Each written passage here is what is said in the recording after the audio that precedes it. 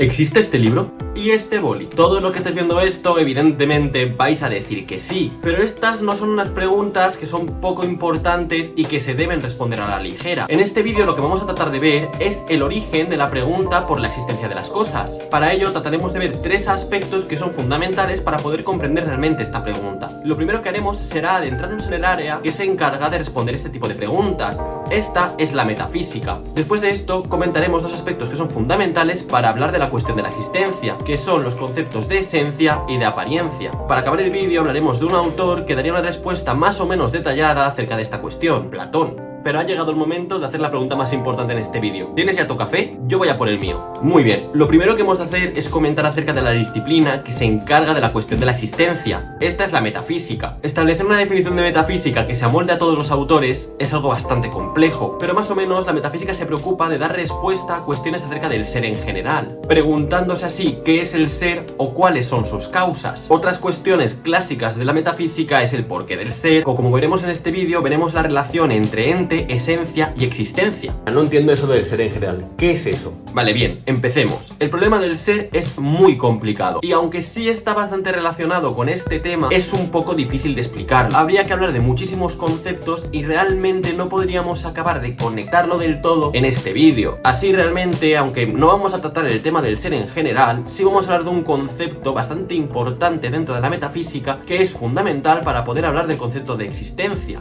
Este es el concepto de esencia. Muy bien, ahora intentaremos dar una definición más o menos concreta del concepto de esencia. La esencia es lo que realmente fundamenta el ente, o sea, es lo que hace que el ente exista, ¿correcto? No. Vale, pongamos un ejemplo. Esta taza de aquí es un ente, porque es un objeto que está en el mundo. Esta taza es diferente a esta, y a esta, y a esta. ¿Hasta aquí bien? Vale, más o menos. Pero todas las tazas que hemos mostrado son al final tazas, es decir, todas las tazas, aunque son diferentes, las denominamos como tazas. Esto es porque realmente todas comparten el mismo modo de ser. Todas comparten, al final, la misma esencia. Así podríamos definir la esencia como el modo de ser que fundamenta a los entes. Es decir, que hace que todos los entes, independientemente de sus diferencias, sean lo que son. En este caso, tazas. Sí, ahora un poco mejor. Pero... vale, realmente, aunque hemos visto esto como un ejemplo súper inocente, al final estamos hablando de un tema complejo e importante. Y esta relación realmente va mucho más allá y tiene muchísimos más matices, pero con esto más o menos nos quedamos con la esencia de la cuestión. Y ahora volvemos a la metafísica. Esta área nació en Grecia, en la época arcaica, gracias a un autor bastante importante, Parménides de Elea. Este autor planteó por primera vez el problema del ser, o al menos realmente esto es lo que nos muestran las pocas fuentes que a día de hoy conservamos acerca de la filosofía griega arcaica. Es por ello que tenemos un acceso muy limitado a la opinión de Parménides, incluso siendo este uno de los autores presocráticos de lo que más documentación tenemos. Los dos autores que sí que mostraron una opinión bastante concreta y desarrollada de estos aspectos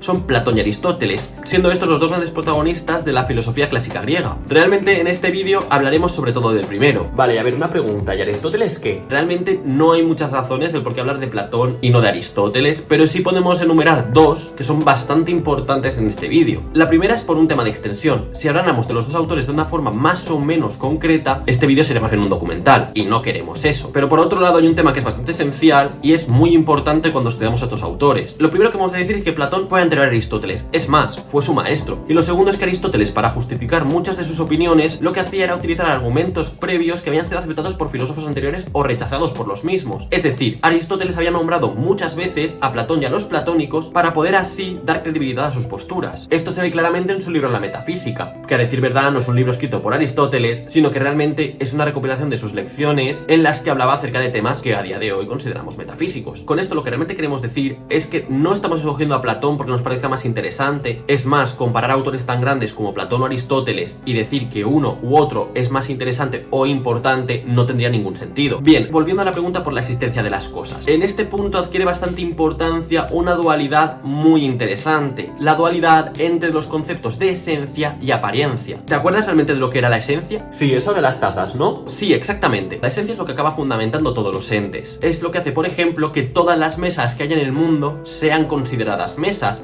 independientemente de sus diferencias. Pero esto se contrapone con la apariencia. La apariencia al final es lo que aparece ante nosotros, entendiéndonos a nosotros como los sujetos del conocimiento. Volvamos al ejemplo de las tazas. Esta taza tiene unas características en concreto, un color en concreto, un tacto concreto o incluso un olor en concreto. esta percepción que yo tengo realmente de la taza es la apariencia de la misma, pero la apariencia de la taza no es lo mismo que la esencia de la taza. Es más, posiblemente nunca podría llegar a serlo. ¿Pero por qué dices que la apariencia de la taza no puede ser lo mismo que la esencia de la taza? Vale, este tema es súper interesante. Y es más, ha acabado teniendo repercusión en toda la historia de la filosofía. Hemos dicho que hay múltiples tazas, ya no aquí, sino en todo el mundo. Algunas blancas, verdes, rojas, otras gruesas, delgadas, otras grandes o pequeñas, ¿correcto? Hasta ahí bien. Pero a la vez hemos dicho que la esencia de las tazas es lo que hace que todas las tazas sean tazas. Por ello realmente la esencia de las tazas no debería de tener ninguna particularidad. Ha de ser lo más general posible para que todas las tazas puedan ser tazas. Vale, creo que ahora sí lo estoy entendiendo. Vale, bien, entonces liemos un poco la cuestión. Si la esencia de la taza tuviera la característica de que la taza ha de ser blanca, las tazas rosas o las tazas negras no podrían ser tazas. Porque si decimos que por definición una característica esencial de que una taza sea taza es que la taza sea blanca, significa que las tazas negras o las tazas rosas o las tazas verdes no pueden llegar a ser tazas. Esto se debe a que estas tazas de otros colores que no son blancos no se corresponderían con su esencia. Entonces la esencia de taza no puede tener particularidades específicas porque si no, todas las tazas no serían tazas. Y entonces lo específico realmente tiene que ser algo propio de la apariencia y no realmente propio de la esencia, ¿verdad? Así es, realmente creo que lo has entendido. Ahora sí podemos hablar un poco de la postura que ha desarrollado este aspecto de una forma bastante concreta, la teoría metafísica de Platón. Aquí ya ha llegado el momento de hacer ciertos matices. Platón no es un autor sistemático, o al menos su sistema no es como el resto. Esto se da debido a la naturaleza de las obras que han llegado hasta nosotros de Platón. Estas son en gran medida sus diálogos. Estos diálogos son unos textos en los que aparecen unos personajes que conversan acerca de diversos temas, y su función realmente al final es pedagógica y divulgativa. Por lo tanto son obras que son muy accesibles para el lector. Lo que hemos de ver es que los personajes van hablando de temas de índole filosófica. Entonces es como un teatro. Sí, realmente sí, es más, los diálogos platónicos tienen infinitos componentes narrativos. En estos diálogos el autor va presentando ideas o planteamientos que se van a ir entrelazando entre sí y tienen naturaleza totalmente distinta. Por ello realmente la postura general de Platón se va diseminando a lo largo de todas sus obras. Por ello los planteamientos, por ejemplo, de metafísica que nos da Platón van apareciendo en todos sus diálogos, incluso van cambiando a lo largo de sus diálogos, van progresando en el tiempo, dando nuevos matices o incluso corrigiendo cosas que el autor consideraba ciertas pero en un momento de su vida dejó de hacerlo. Con ello realmente no hay una obra en concreto en la que se hable de metafísica, sino que las ideas van interrelacionándose según el tema del diálogo. Vale, entonces si quisiéramos saber acerca de la metafísica platónica, ¿a qué diálogos tendríamos que acudir?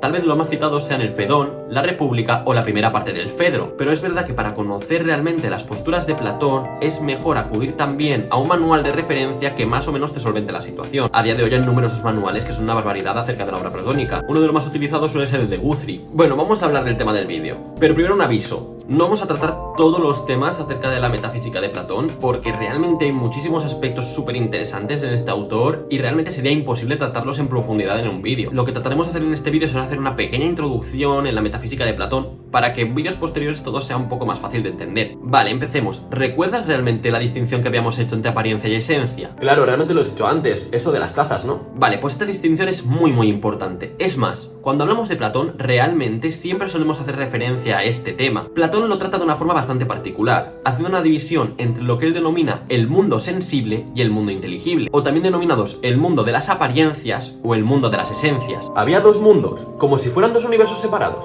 A ver, no va por ahí la cosa. Hemos de pensar realmente que la obra que hemos recibido de Platón es una obra didáctica, es decir, trata de ser lo más accesible posible. Así que cuando hablemos de mundo inteligible o mundo sensible, tengamos un poco cuidado, porque hemos de entender que son conceptos que están utilizados de forma didáctica. Pero si quieres hablar de una forma física, más o menos, tal vez lo que más sentido tendría a nuestros ojos sería hablar de dimensión o de plano de la realidad. Pero vamos, tomad esto con pinzas, porque realmente hablar de este tema de esta manera es realmente mezclar conceptos que realmente no tienen nada que ver entre sí. Vale, entonces realmente el mundo inteligible y el mundo sensible son dos planos diferentes de la realidad. Lo importante de esto es que estos dos mundos son totalmente diferentes entre sí. Es más, tiene una relación bastante particular, pero realmente hemos hablado sin querer de estos mundos cuando hemos hablado de la distancia entre esencia y apariencia. Con ello ya estamos preparados para poder hablar de qué es el mundo sensible y qué es el mundo inteligible. Sí, lo has dicho antes, el mundo sensible es el mundo de las apariencias, mientras que el mundo inteligible es el mundo de las esencias. Sí, pero hay algo más que se tiene que explicar. El mundo sensible es el mundo donde se encuentran las apariencias, es decir, es el mundo en el que se encuentran todas las cosas que hay en el mundo corpóreo. Al final, el mundo sensible es el mundo de nuestro día a día. Así, los objetos que encontramos en este mundo tienen unas características bastante interesantes. Cambian, son perecederos y son imperfectos. Un ejemplo realmente maravilloso es el cuerpo humano. El cuerpo humano con el tiempo va envejeciendo y se dirige inevitablemente a la muerte. Es decir, es un cuerpo que va cambiando con el tiempo, incluso acaba muriendo. Pero es que además este cuerpo, cuando se descompone, se convertirá en otra cosa. Es decir, el cuerpo humano dejará de ser cuerpo humano para convertirse en algo totalmente diferente.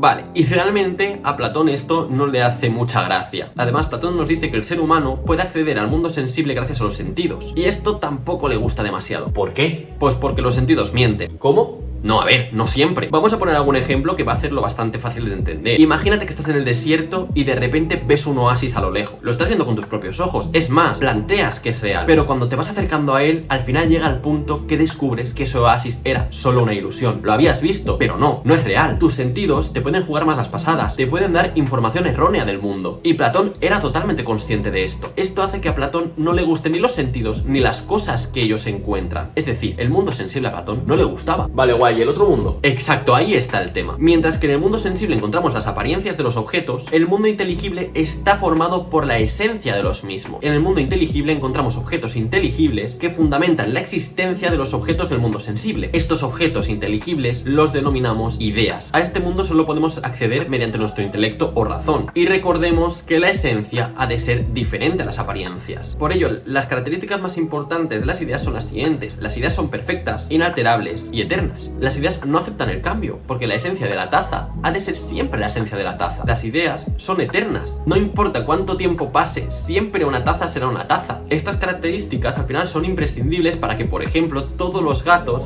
independientemente de su raza, sean siempre gatos. Pero ¿cómo se relacionan estos dos mundos? ¿O son dos mundos totalmente separados? Realmente los dos puentes más citados o más nombrados por Platón a la hora de relacionar el mundo de las ideas con el mundo sensible son la participación de las ideas y la cuestión dualista del hombre. Debido al que el dualismo del hombre realmente es una cuestión más antropológica, vamos a centrarnos sobre todo en la participación de las ideas, pero realmente es un tema fundamental y súper interesante que trataremos en algún vídeo. Realmente las cosas del mundo sensible se parecen de algún modo a las ideas de las que participan. Pongamos un ejemplo, este boli se tiene que parecer un poco, aunque sea un poco, a la idea de boli de la que participa. Lo que se nos tiene que quedar claro es que lo sensible participa de lo inteligible. Ajá, entonces el boli participa de la idea de boli. Exacto, pero ha llegado el momento de ir un poquito más allá. Imagínate, supongamos que como las ideas son eternas y perfectas, la idea de boli tendría la característica de pintar para siempre, porque es perfecto, no se quedaría jamás sin tinta. ¿Lo entiendes, no? Claro, sí, eso lo entiendo. Entonces, ¿qué boli sería más perfecto? ¿Este que puede pintar durante 3 horas sin parar hasta que se acabe su tinta? ¿O este que puede pintar durante 6? Supongo que el que puede pintar durante 6 horas. Vale, ¿y podrías decirme el por qué? Pues mira, realmente porque al final es más útil el boli que pinta más tiempo. Realmente podrías tener razón, pero no es la respuesta que daría Platón. Esta respuesta podría ser dada, por ejemplo, por un utilitarista. Pero bueno, lo que este autor nos diría es que el boli que pinta 6 horas es más perfecto porque se acerca más a la idea de boli perfecto que pinta para siempre. Entonces, cuanto más tiempo pinte ese boli, más perfecto será. Para Platón, un objeto será mejor o peor según cuánto se acerque a la idea de la que participa. Hay una valoración realmente detrás. Esto nos podría llevar realmente a muchísimos temas que sí son pertinentes, pero harían que el vídeo se extendiera una barbaridad. Es el punto en el que Platón se vuelve realmente interesante a niveles no solo metafísicos, sino también éticos. Podríamos hablar de la jerarquía que genera Platón, tanto de los objetos del mundo sensible como de los objetos del mundo inteligible. Pero este aspecto es muy complejo porque relaciona muchísimas áreas entre sí. Por ahora vamos a recapitular. ¿Te acuerdas más o menos de lo que hemos dicho hasta ahora? Creo que sí. Hemos empezado hablando realmente de la diferencia entre el mundo sensible y el mundo inteligible. El primero es el mundo de nuestro día a día, en el que nos encontramos con las cosas que conocemos a través de nuestros sentidos. Además tenían ciertas características. Eran objetos que cambiaban por el tiempo, acababan desapareciendo y además eran imperfectos. Pero además luego había otro mundo que era el mundo de las ideas. En este mundo encontramos las esencias de las cosas que existen en el mundo sensible. O sea, en el mundo inteligible están las esencias que hacen que las cosas del mundo sensible existan. Y luego al final has acabado hablando de la relación que hay entre el mundo sensible y el mundo inteligible a partir de la participación de las ideas. Mira, la verdad verdad es que bastante bien. Pero ahora te voy a hacer la gran pregunta. ¿Existe este boli? En términos platónicos sí, porque existe una idea que lo fundamenta. O sea, el boli existe porque hay una idea perfecta que hace que el boli sea un boli. Pero el boli de aquí, el boli del mundo sensible, realmente es imperfecto, porque está sujeto a las diferentes características del mundo sensible. No tiene la perfección que tienen las ideas. Vale, pues yo creo que hasta aquí está todo bastante correcto. Pero nos hemos dejado bastantes temas que son muy interesantes. Hemos mencionado el papel de los sentidos y del intelecto.